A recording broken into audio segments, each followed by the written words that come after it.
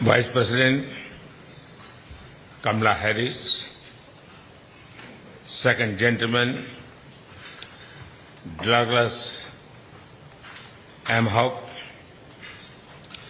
Secretary of State, my friend Antony Blinken, White House Cabinet Secretary Evan Ryan, सभी सम्मानित प्रतिनिधिगण, friends, सबसे पहले तो मैं उपराष्ट्रपति कमला हैरिस और सेक्रेटरी ब्लिंकन का इस भव्य स्वागत के लिए बहुत बहुत धन्यवाद करता हूं। आप दोनों ने जो गर्मजोशी भरे शब्द कहे, इसके लिए भी मैं हृदय से आपका आभार व्यक्त करता हूं। आज एक बार फिर स्टेट डिपार्टमेंट में आप सभी के बीच उपस्थित होना मेरे लिए खुशी की बात है। पिछले 3 दिनों में मैंने अनेक बैठकों में हिस्सा लिया, कई विषयों पर चर्चा की। इन सभी बैठकों में एक चीज कॉमन थी, सब एक मत थे कि भारत और अमेरिका के लोगों के बीच मित्रता एवं सहयोग और गहरा होना चाहिए।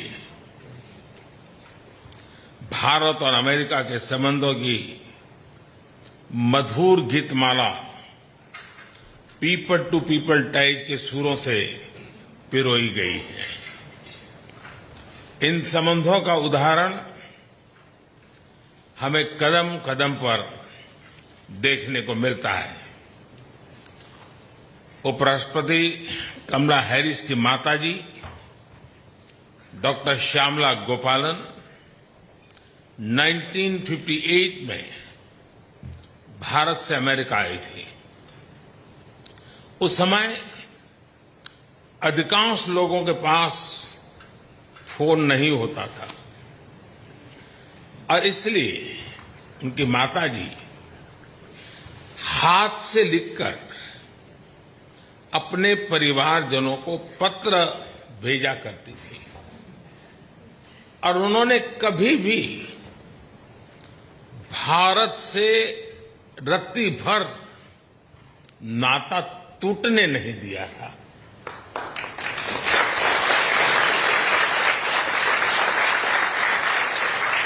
एक जीवंतता बनाए रखी थी।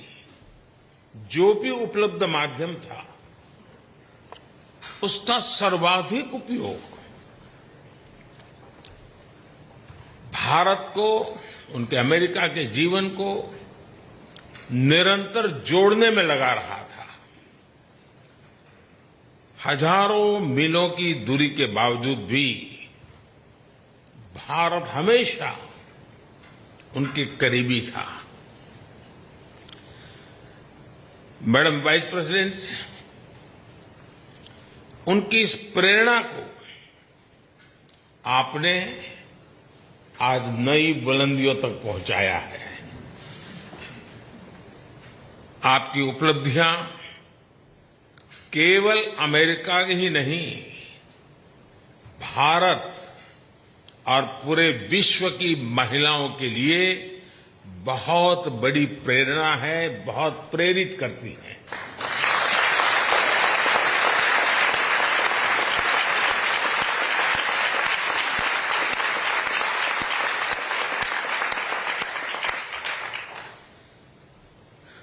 सेक्रेटरी ब्लिंकन, जब मैंने प्रारंभ में सूर और गीतमाला जैसे शब्दों का प्रयोग किया तो मेरा एक इशारा आपकी तरफ भी था।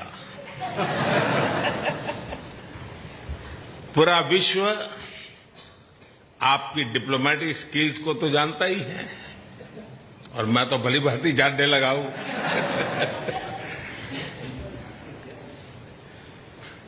आपके म्यूजिकल टैलेंट के चर्चे भी बहुत हैं।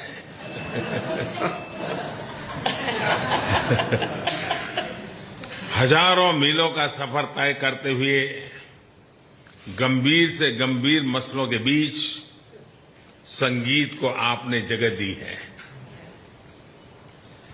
यह हम सभी के लिए बहुत प्रेरक है। हमारी स्ट्रैटेजिक पार्टनरशिप को मजबूत करने में आपका बहुत महत्वपूर्ण योगदान है। इसके लिए मैं आपको हृदय से बहुत बहुत धन्यवाद देता हूं।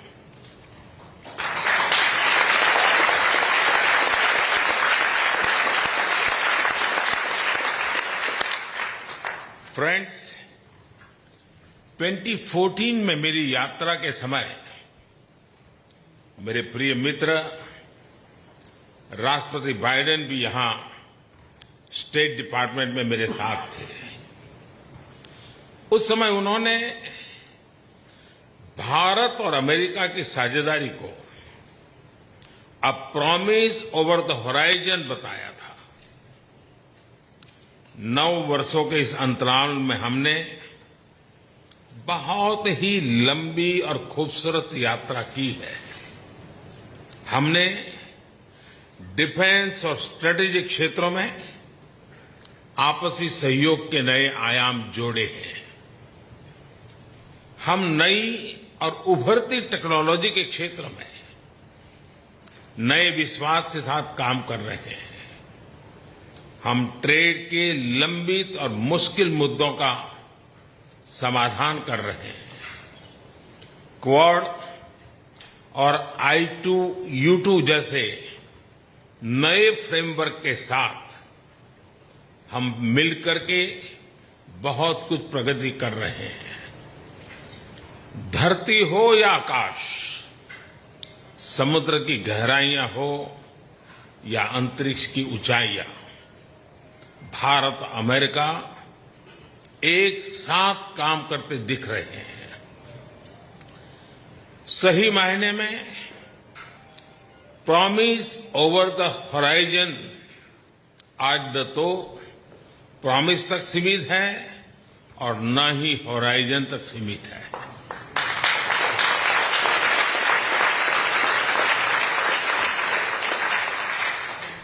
आज हम जिस मुकाम पर पहुंचे हैं, जिन उपलब्धियों पर हम गर्व कर रहे हैं, आप सबके सपनों और अथक मेहनत का परिणाम है।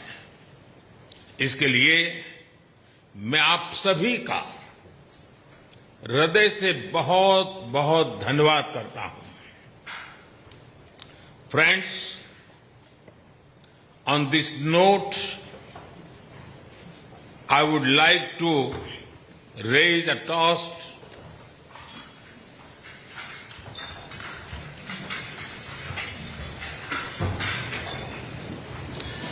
to your good health and well-being,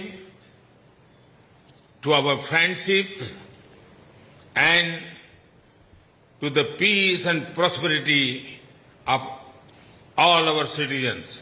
Thank you.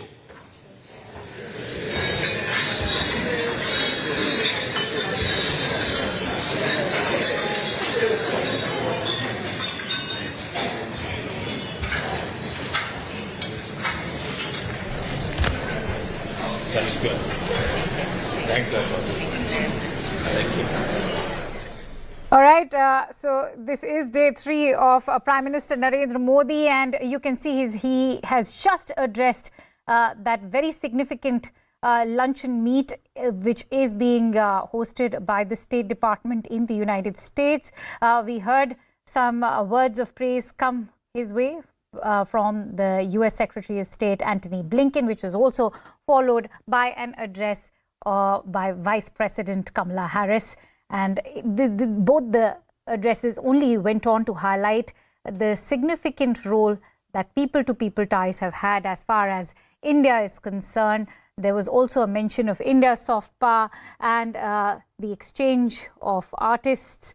And when Kamala Harris, in fact, went on to talk about her experience in India. It was an extremely heart-warming moment to hear about her days spent in southern India.